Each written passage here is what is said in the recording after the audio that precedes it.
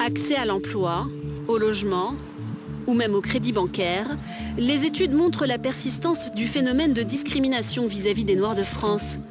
Face à cette injustice, certains durcissent leur position, quitte à créer la polémique en mettant en place des espaces décoloniaux.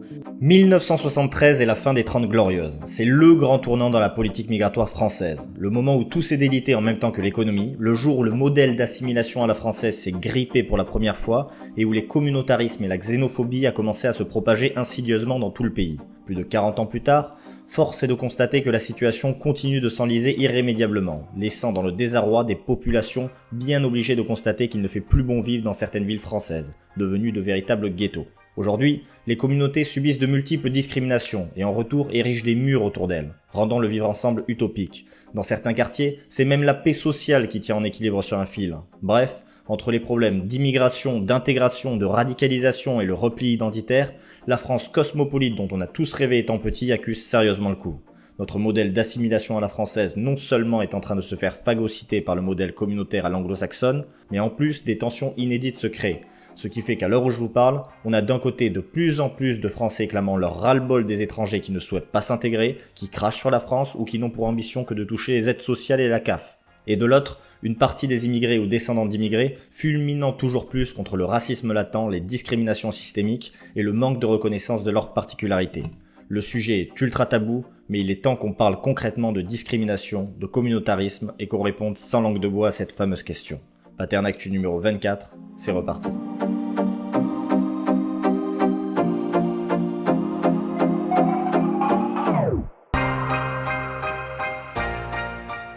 Les études sont formelles et ne laissent même pas place au doute. Que ce soit pour trouver un travail, un logement, obtenir un crédit, acheter une voiture d'occasion, un commerce ou encore accéder à une formation pour adultes, il vaut mieux ne pas avoir un nom en consonance maghrébine, il vaut mieux ne pas être noir et il vaut mieux ne pas être musulman. De nombreuses recherches ont été menées et tout arrive à cette même conclusion.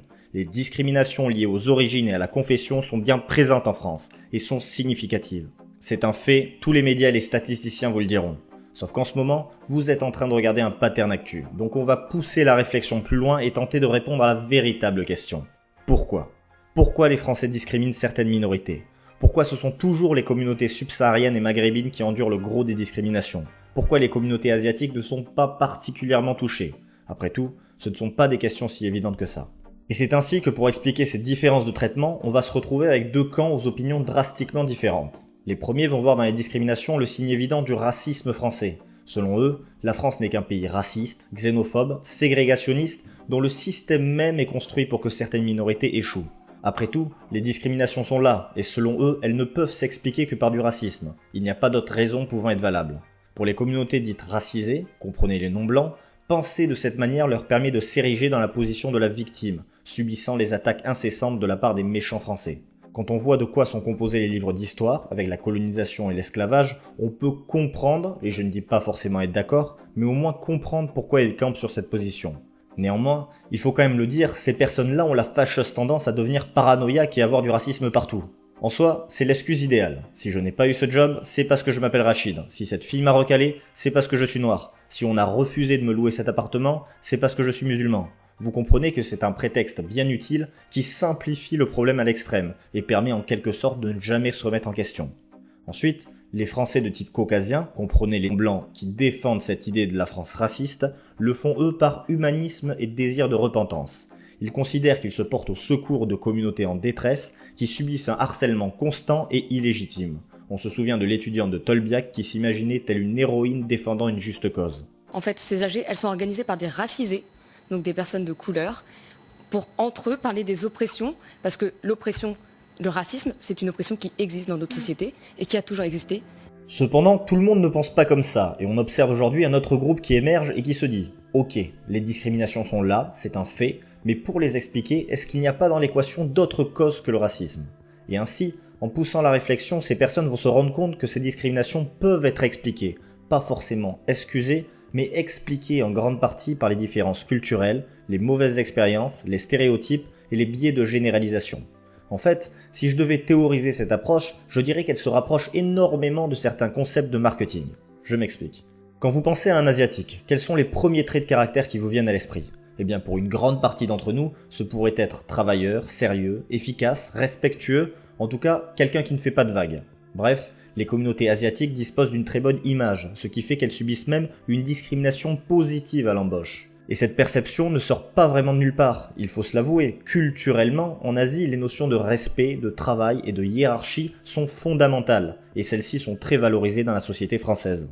Maintenant, imaginez un individu venant d'Afrique de l'Ouest. Quels sont les premiers traits de caractère que vous lui donneriez ? Eh bien pour une grande partie des Français, vous imaginez quelqu'un de chaleureux, souriant, mais toujours en retard, indiscipliné et clairement trop babacool. Ce sont des préjugés, naturellement, mais ils sont directement liés à la culture subsaharienne, qui est très collectiviste avec un rapport au temps ultra spécifique, qui ne favorise pas outre mesure la ponctualité, l'individualisme et le dépassement de soi.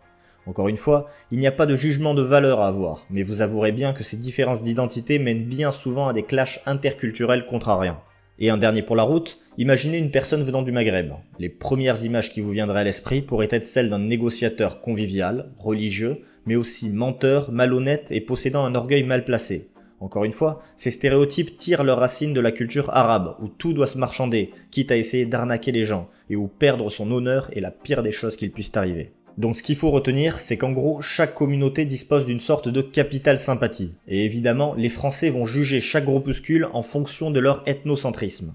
Ce que l'on appelle l'iceberg culturel joue un rôle majeur dans la formation d'opinions préconçues et dans la perception que les Français ont des différents étrangers. Maintenant, si on se met en contexte, voyons ce que ça donne. Imaginez vous êtes un propriétaire à Paris qui voudrait louer son bien. Vous le mettez sur le bon coin et recevez 50 emails dans la journée. Quand tout à coup vous lisez le mail d'un certain Kouakou Niamé. Dites-moi, quelle est la première chose qui se passe dans votre esprit ? Eh bien immédiatement vous pourriez craindre des retards dans le paiement du loyer, car en Afrique, les gens ont un rapport polychronique au temps, tout l'opposé de l'Europe qui considère le temps comme monochronique. Au risque de le répéter, pour de nombreux Africains, arriver à l'heure ce n'est pas considéré comme une qualité essentielle. Et là, vous allez vous souvenir de votre ami congolais qui arrivait toujours 2 heures en retard aux soirées et aux réunions de travail. Encore une fois, quand on parle du rapport au temps, ce n'est pas un jugement de valeur, c'est une différence culturelle, et n'importe quelle personne ayant fait un minimum de business en Afrique vous le dira. Mais malheureusement, peut-être que ce Kouakou Niamé a été élevé dans les plus pures traditions françaises et n'a jamais été en retard de toute sa vie. C'est clairement un biais de généralisation si on se met à sa place, c'est une injustice qu'il subit. Mais néanmoins, si vous étiez le propriétaire et que vous aviez 50 personnes qui attendent derrière, pourquoi prendre le risque ? S'ajoute à cette appréhension la mauvaise image que les Français ont de la communauté subsaharienne et pour sûr vous jetterez son email à la poubelle. Non pas par racisme, mais uniquement par aversion au risque et par biais de généralisation. Vous voyez l'idée derrière.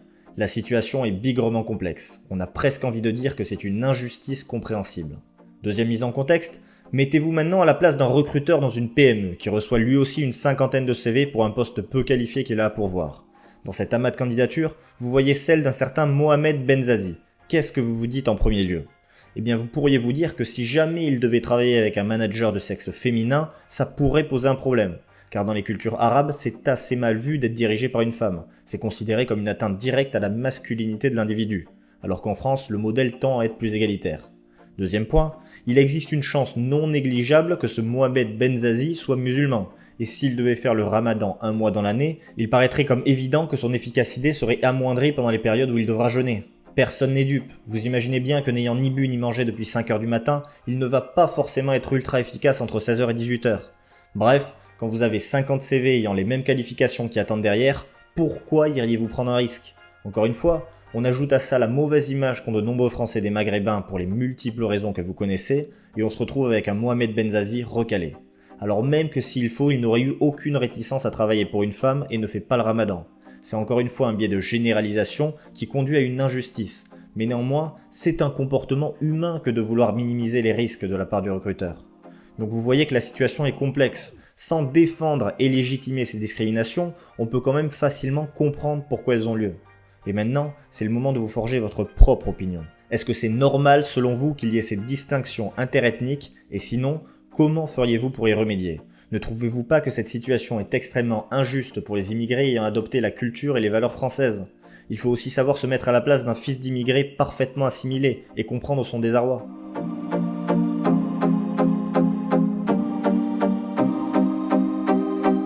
Quel est le terreau le plus fertile au communautarisme ? Le fait de se sentir stigmatisé. Vous comprenez qu'on est dans un cercle vicieux où plus les immigrés se sentiront stigmatisés, moins ils s'assimileront. Et moins ils s'assimileront, plus ils seront victimes de stigmatisation. La machine s'emballe petit à petit et la situation devient dramatique, avec une délinquance record chez ceux qu'on appelle les racisés, ce qui ternit encore plus leur image. Mais ça, ce sera le thème de la 3e et dernière vidéo sur l'immigration, qui sortira le mois prochain.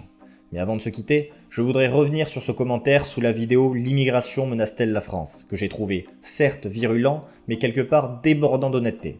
En gros, cette personne dit qu'elle ne veut pas s'assimiler, par peur de perdre sa culture d'origine et sa religion. Et quelque part, je comprends sa peur, car pour une personne ayant été élevée dans une certaine culture et avec des valeurs radicalement différentes de celles françaises, s'assimiler, ça équivaut à une refonte totale de son identité. Certains ne le supportent pas, et d'autres n'y arrivent simplement pas, malgré toute leur bonne volonté, préférant ainsi le communautarisme à l'anglo-saxonne. Et oui, dans la 3e et dernière vidéo sur l'immigration, on parlera de crise d'identité, donc abonnez-vous pour ne rien rater. Ensuite, partagez-moi cette vidéo si vous pensez que la compréhension et la réflexion valent mieux que la victimisation à outrance. N'oubliez pas le pouce bleu pour soutenir ce gros travail, dites-moi vos impressions dans les commentaires, et nous, on se retrouve très vite pour une nouvelle vidéo. Bye. Ce que le patron lit dans les journaux l'aide à faire le tri, donc c'est un qui fait une connerie pour 1000 qui en payent le prix.